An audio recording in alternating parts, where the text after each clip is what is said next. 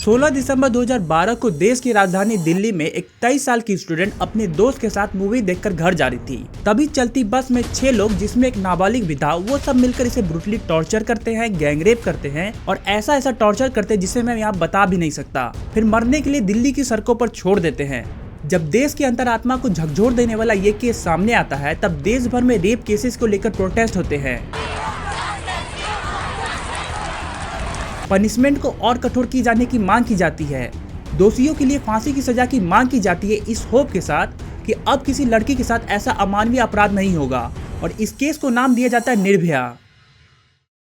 Cut to 2024। फिर से कोलकाता के आरजीकर मेडिकल हॉस्पिटल में एक 31 साल की ट्रेनी डॉक्टर का रेप करके मर्डर कर दिया जाता है। ऑटोप्सी रिपोर्ट दिखाते कि डेथ के पहले लड़की के फेस पे, बॉडी पे, जेनिटल्स पे बहुत दर्दनाक चोट के निशान थे और इसकी हत्या गला घोटकर हुई थी। और फिर से इस घटना के सामने आने के बाद देश भर में प्रोटेस्ट हुए, सड़कें जाम हुई और दोषियों के लिए फांसी की सजा की मांग हुई।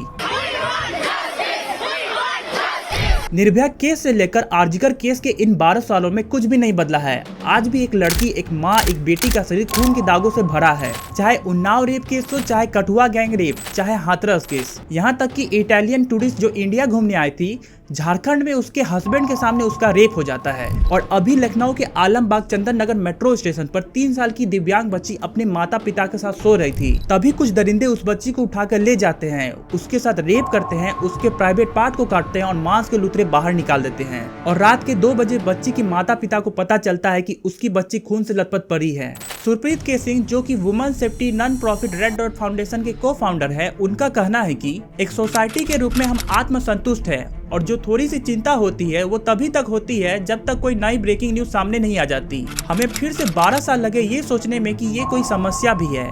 We have problem. 31,516 cases, 31,982 victims और लगभग 90 रेप केसेस हर दिन। ये है 2022 की एनसीआरबी की लेटेस्ट डाटा। इस हिसाब से इंडिया में हर 16 मिनट में एक लड़की का रेप हो जाता है। इस वीडियो खत्म होने से पहले ही कुछ जानवर एक लड़की की इज्जत को तार तार कर चुके होंगे। ये तो थोड़े से ही केसेस है। सिर्फ 2022 में क्राइम अगेंस्ट वुमेन के 4,45,256 रजिस्टर्ड केसेस हैं और 2013 से हर साल 30,000 रेप केसेस आना आम बात हो गई है। बस 2020 में जब कोविड-19 था तब ये दरिंदे घर पर बैठे थे। हालांकि सबसे ज्यादा रेप्स रूरल इंडिया में होते हैं, लेकिन अर्बन इंडिया भी पीछे नहीं है। 1974 के बाद से अकेले देश की राजधानी दिल्ली में 20,266 रेप केसेस रजिस्टर्ड हुए हैं, जिसके कारण इसे निकनेम दिया गया है रेप कैपिटल। इसके बाद है मुंबई 8,020 केसेस और बेंगलुरु 2,487 केसेस। इसके साथ एक और बात है, सालों साल जो रिपोर्टेड केसेस बढ़े हैं वो रिपोर्टेड केसेस हैं। अभी भी 99.1% केसेस रिपोर्ट नहीं होते हैं। इस बात को लेकर एडवोकेट एडोरी डी मेलो कहते हैं कि कोई फर्स्ट स्टेप में किसी का रेप नहीं करता है, बल्कि एक छोटे इंसिडेंट से शुरू होते हैं, जैसे सेक्सुअल हरास करना, चिढ़ाना, छेड़छाड़ करना। और फिर जब समाज पुलिस ऐसे केसेस को सीरियसली नहीं लेता है, तब इनका कॉन्फिडेंस और बढ़ जाता है। यहाँ तक कि कोई ऐसे छोटे केसेस को रिपोर्ट करने जाता है तो उन्हें कोई सपोर्ट नहीं मिलता है, क्योंकि ये छोटे केसेस हैं। ऐसे केसेस डेली देश भर में होते रहते हैं, जिन पे लोग नाम मात्र का ध्यान देते हैं। लेकिन कोलकाता जैसे बड़े शहरों में जब आरजीकर जैसे केसेस होते हैं, तब लोगों का ध्यान इन पर जाता है कि रेप कोई समस्या भी है।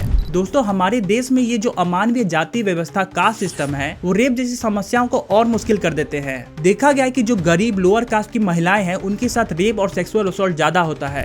2015 से लेकर 2020 के बीच दलित महिलाओं के साथ रेप के केसेस 45% तक बढ़े हैं। इसका एक कारण ये भी कि गरीब और दलित होने के कारण इन्हें न समाज से न प्रशासन से कोई सपोर्ट मिलता है, और समाज जिसमें so called upper caste lower caste है और ज्यादा इन्हें प्रताड़ित करते हैं। और अभी इसका एक लेटेस्ट में एग्जांपल देखें तो बिहार के मुजफ्फरपुर में एक 11 साल की दलित बच्ची का पड़ोसी उसका रेप करता है और बुरी तरह से गला काटकर भाग जाता है। और जब बच्ची को पीएमसीएच में इलाज के लिए ले जाया जाता है तो हॉस्पिटल के बाहर 6 घंटे तक इंतजार करना पड़ता है, क्योंकि बेड खाली नहीं थे, और अगले दिन बच्ची मर जाती है। यहाँ तक कि देश में एक केस को लेकर प्रोटेस्ट होते रहते हैं और हर 16 मिनट में एक लड़की का रेप हो जाता है, और ऐसे केसेस रिपोर्ट तक नहीं हो पाते हैं। और जो केसेस रिपोर्टेड होते भी है, उसमें से रियरली किसी रेपिस्ट को सजा मिलती है। 2018 से 2022 के बीच में कन्विक्शन रेट मात्र 27 से 28% था, जो दिखाती है कि हर 4 में से 3 रेपिस्ट पूरी तरह से छूट जाता है। महिलाओं द्वारा रेप केसेस को रिपोर्ट न करने का मेन कारण पुलिस द्वारा उनके प्रति बिहेवियर, उनके साथ हुए ऐसे दर्दनाक घटना को फिर से याद न करने की हिम्मत और कोर्ट में लगने वाला सालों साल का लंबा प्रोसेस है। महिलाओं द्वारा रेप केसेस को रिपोर्ट न करने का एक कारण ये भी है कि जितने भी रेप केसेस होते हैं, उनमें रेप करने वाला उनका नोन ही होता है।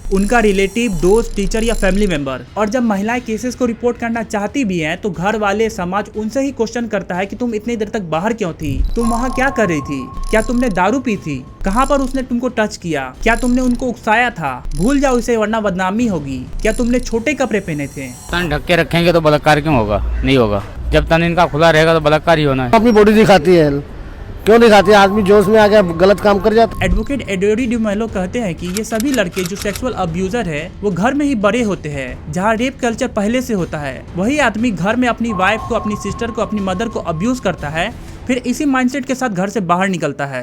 रेप कल्चर का मतलब है ऐसा एनवायरनमेंट जहां रेप और सेक्सुअल अब्यूज को नॉर्मलाइज कर दिया गया है कि ऐसा तो होता ही रहता है। जहां एक आदमी अपनी वाइफ को, एक महिला को मारे तो ऐसा समझा जाता है कि ये तो उसका हक है। इसे हम मैरिटल रेप के रूप में देख सकते हैं, जहां समाज एक महिला से एक्सेप्ट करता है कि उसके हस्बैंड द्वारा उस पर हुए सेक्सुअल अब्यूज को टॉलरेट करे। एक भारतीय महिला दूसरे महिलाओं की तुलना में 17 गुना सेक्सुअल वायलेंस फेस करती अपने हस्बैंड से, और समाज तो इतना हरामी है कि क्या ही बोला जाए। अभी बिहार के गया में एक डॉक्टर को पेड़ से बांधकर पीटा गया क्योंकि वो एक गैंग रेप सर्वाइवर की मां का ट्रीटमेंट करने जा रहा था। हम मानते हैं कि रेप कल्चर की शुरुआत घर से होती है, लेकिन इसे आर्ट के द्वारा भी बहुत प्रमोट किया जाता है। हिंदी और रीजनल सिनेमा में छेड़छाड़ को ऐसे दिखाया जाता है कि एक लड़का एक लड़की को छेड़ते छेड़ते अपने प्यार में गिरा ही लेता है। इंडिया की हर मूवी में एक सॉन्ग बनाया जाता है जिसमें फीमेल बॉडी को एक चीज के रूप में दिखाते हैं जिसके साथ कुछ भी किया जा सकता है। बॉलीवुड में एक बोल्ड आइटम सॉन्ग होगा ही जिसकी कोई जरूरत नहीं है, और भोजपुरी सॉन्ग में फीमेल बॉडी के हर पार्ट को सेक्सुअल सॉन्ग में बदल दिया जाता है। कोई ढोरी चाट रहा है, कोई रिमोट से लहंगा उठा रहा है, कोई बेबी को बियर पिला के नचवा रहा है। और इसको इसलिए दिखाया जाता है क्योंकि टॉक्सिक मस्कुलिनिटी को प्रमोट करके सिनेमा हॉल को भरा जा सके।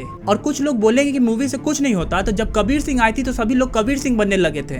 अब क्वेश्चन उठता है कि क्या पॉर्न भी रेप को बढ़ाते हैं? तो आंसर होगा हाँ, पॉर्न भी रेप को बढ़ाने का एक मेन कारण है। आर्जिकर केस का मेन अक्यूज संजय रॉय एक पॉर्न एडिक्ट था।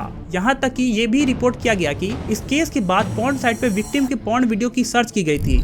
सालों साल जैसे जैसे इंडिया में इंटरनेट बढ़ा, स्मार्टफोन लोगों तक पहुंचा और सस्ता इंटरनेट मिला, तो पॉर्न का एक्सेस और इजी हो गया। सरकार ने इसे कंट्रोल करने के लिए पॉर्न पर बैन भी लगाया, लेकिन ये बस एक क्लिक दूर है। और ये तो छोड़िए, इंस्टाग्राम और बहुत से OTT प्लेटफॉर्म पर कंटेंट के नाम पे सॉफ्ट पॉर्न दिखाया जा रहा है, जिससे लोगों का हर रिश्ते को, हर लड़की को देखने का नजरिया हवस के रूप में बदल रहा है। लड़की दिखे नहीं कि लड़कों को लगता है कि वो उसके साथ सोना चाहती है। लड़की इसे हिंट समझकर उसका फायदा उठाने की सोचने लगते हैं। हमारे देश में रेप की समस्याओं को दूर करने के लिए लोग नेताओं की ओर देखते हैं, लेकिन क्या ही होगा जब ये चुने हुए नेता ही रेप कल्चर को बढ़ाएं। ADR की रिपोर्ट के अनुसार इंडिया के 151 सिटी MPs और MLAs के खिलाफ क्राइम अगेंस्ट वुमेन के चार्जेस लगे हैं, जिसमें ये 3 पार्टियां टॉप पर हैं। 54 BJP के हैं, 23 कांग्रेस के और TDP के 17। और स्टेट में सबसे ज्यादा वेस्ट बंगाल में 25, आंध्र प्रदेश में 21, ओडिशा में 17 और दिल्ली और महाराष्ट्र में 13 ऐसे पॉलिटिशियंस हैं। आपने भी देखा होगा कोई नेता पार्लियामेंट में बैठकर पॉर्न देख रहा है। किसी नेता के खिलाफ प्रोटेस्ट हो रहे हैं क्योंकि उसके खिलाफ सेक्सुअल असॉल्ट का चार्ज है। किसी पार्टी का मेंबर हाईवे पर अश्लील हरकतें करते हुए दिख जाता है।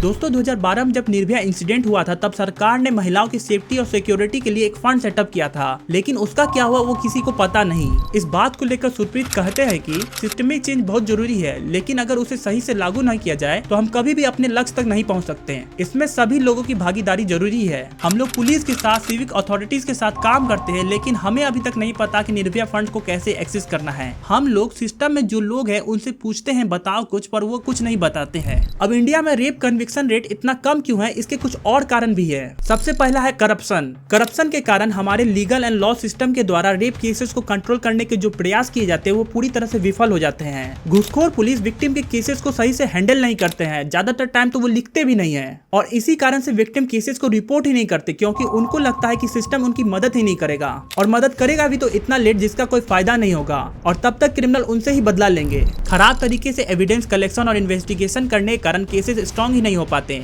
और दोषी जल्दी ही छूट जाते हैं। जैसे 2020 हाथरस केस में हमने देखा है कैसे पुलिस खुद केस को दबाती है, एक्शन लेती है और एविडेंस के साथ छेड़छाड़ करती है। इंडिया के जुडिशियल सिस्टम के पास इतने सारे केसेस आते हैं कि उसका फैसला करते करते बहुत डिले हो जाता है। ट्रायल डिले के कारण एविडेंस कमजोर हो जाता है, विक्टिम्स के टेस्टिमोनियल भी चेंज हो जाते हैं, जिससे दोषियों को सजा नहीं मिल पाती। एग्जाम्पल के तौर पर निर्भया केस को फास्ट ट्रैक करने के बाद भी दोषियों को सजा मिलने में 7 साल लगे। इंडिया के पुलिस फोर्स में फीमेल रिप्रेजेंटेशन 12% से भी कम है। इतने कम फीमेल ऑफिसर होने के कारण महिला जो सेक्सुअल असॉल्ट के विक्टिम्स हैं उनको रिपोर्ट करने में काफी दिक्कत होती है, क्योंकि ऐसी सेंसिटिव मामले में महिलाएं अपनी पूरी बात बताने में घबराती हैं। महिलाओं के साथ सेक्सुअल असॉल्ट या रेप होने से सिर्फ उन महिलाओं का नहीं बल्कि पूरे देश का नुकसान होता है। देश में महिलाओं के ऊपर सेफ्टी को लेकर बहुत से रिस्ट्रिक्शन लगे हुए हैं। ऐसे में बढ़ते रेप केसेस के कारण उनकी फ्रीडम को और रोका जाएगा, उनको न ट्रेवल करने मिलेगा, न उनको पब्लिक लाइफ जीने मिलेगी। कंपनीज को महिलाओं को रिक्रूट करने में और दिक्कत होगी, क्योंकि उन्हें और ज्यादा महिलाओं की सेफ्टी का ध्यान रखना पड़ेगा, जिससे महिलाओं को करियर में आगे बढ़ने में और ज्यादा दिक्कत होगी। और महिलाएं जो देश की आधी पॉपुलेशन है, अगर वो ही अपनी ड्रीम्स को अचीव नहीं कर पाएंगी, अपना करियर नहीं बना पाएंगी, तो देश कहां से आगे बढ़ेगा। अब इसे रोकने के लिए हम क्या कर सकते हैं, इसे भी देखते हैं। एविडेंस सजेस्ट करते हैं कि दोषियों को हार्श पनिशमेंट जैसे डेथ पेनल्टी देने से सेक्सुअल वायलेंस या रेप कम नहीं होते, बल्कि विक्टिम के जान जाने का खतरा और बढ़ता है, क्योंकि क्रिमिनल्स को लगता है कि अगर पकड़े गए तो पक्का डेथ की सजा मिलेगी, इसलिए इसे पूरी तरह से खत्म ही कर दो। साथ ही ज्यादातर रेप केसेस में दोषी जानने वाला आदमी ही होता है, फैमिली, फ्रेंड, रिलेटिव या टीचर। ऐसे में विक्टिम पे प्रेशर बनाया जाता है कि वो रेप को रिपोर्ट ना करे, क्योंकि रिलेटिव की जान चली जाएगी। इसलिए हमें हार्श पनिशमेंट ज्यादा इस बात पर ध्यान देना चाहिए कि जितने भी रेप केसेस रिपोर्ट हो उनमें सभी दोषियों को सजा मिले, क्योंकि इंडिया में कन्विक्शन रेट 30% से भी कम है। साथ ही हमें अवेयरनेस कैंपेन चलाना चाहिए कि रेप के बाद विक्टिम की जिंदगी के साथ क्या होता है, और जो रेप करते हैं उसके कॉन्सिक्वेंसेस क्या होते हैं, उसे कितने साल की सजा मिलती है, उसे समाज में कैसा देखा जाता है, क्योंकि बहुत से लोगों को इस सारी बातों का पता ही नहीं है। समाज को कंसेंट और रिस्पेक्टफुल बिहेवियर के बारे में एजुकेट कर सकते हैं। जो रेप पे, सेक्सुअल असॉल्ट पर जोक करते हैं और जो विक्टिम्स को ब्लेम करते हैं उनसे सवाल कर सकते हैं। स्कूल कॉलेज के साथ कॉर्पोरेट कर सेक्स एजुकेशन प्रोग्राम को चलाया जा सकता है, जिसमें उन्हें कंसेंट, रिस्पेक्ट और पोर्नोग्राफी के हार्मफुल इफेक्ट के बारे में बता सकते हैं। साथ ही सबसे इम्पोर्टेंट है कि विक्टिम जो सर्वाइव कर चुके हैं, ना ही उन्हें जज किया जाए, ना ही उन्हें ब्लेम किया जाए। उनको मेंटल हेल्थ और लीगल एड का सपोर्ट दिया जाए, ताकि वो जल्दी रिकवर करे और उन्हें जस्टिस मिले। दोस्तों, रेप इतना गंभीर क्राइम है कि ये सिर्फ एक इंसान को बर्बाद नहीं करता, उसकी फैमिली, हमारे समाज, सब कुछ को बर्बाद करता है। इसलिए हमें इंडिया में विक्टिम्स को सपोर्ट और प्रोटेक्ट करने के लिए जो लीगल फ्रेमवर्क है उसे सही से लागू करने की जरूरत है। और अगर हमें महिलाओं के लिए सेफ समाज को बनाना है तो कानून को मजबूती से लागू करने, लोगों को एजुकेट करने और सेक्सुअल वायलेंस के प्रति समाज को जो रवैया है उसे बदलने की जरूरत है। और दोस्तों, अगर आपको ये वीडियो पसंद आए तो प्लीज इस वीडियो को लाइक, शेयर एंड सब्सक्राइब करें और अपने विचार कमेंट्स में लिखें।